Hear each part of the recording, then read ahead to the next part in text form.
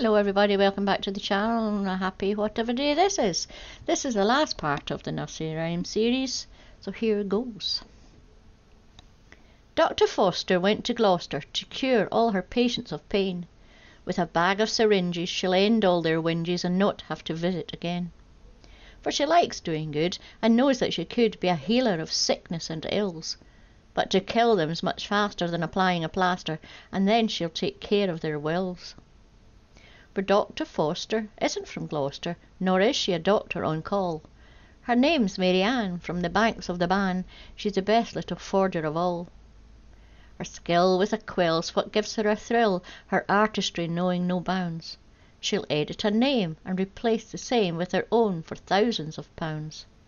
Then she'll do a quick run for the sea and the sun, and her patients regret that they met her.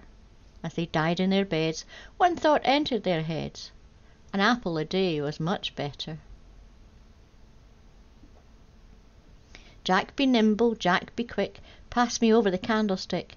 Now come with me to the ballroom, dear, there's something that you'll want to hear.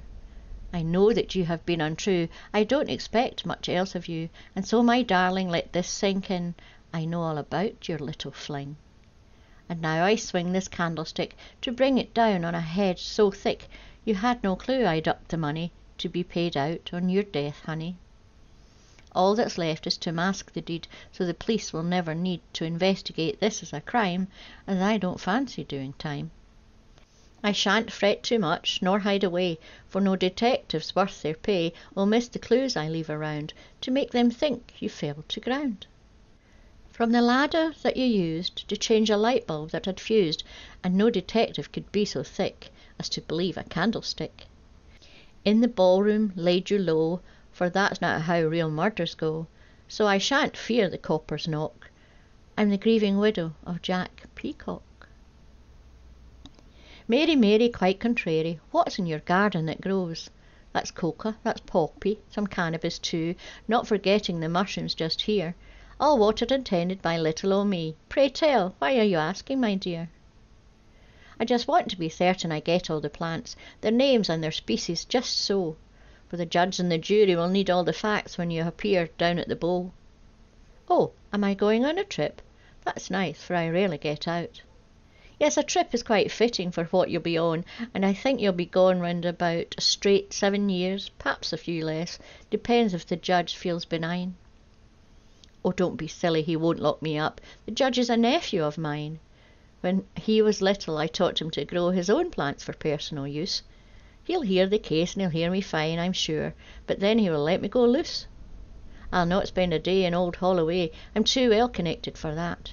The great and the good will want to ensure I keep their names under my hat.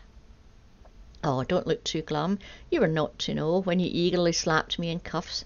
Come here, have a seat, take the weight off your feet, relax and take a few puffs. For my name is Mary, and yes, I'm contrary, but gosh, how my garden does grow. There's poppy and coca, and mushrooms as well, and cannabis, all in a row. Last one. Mary has a little lamb, she loves the way it hops.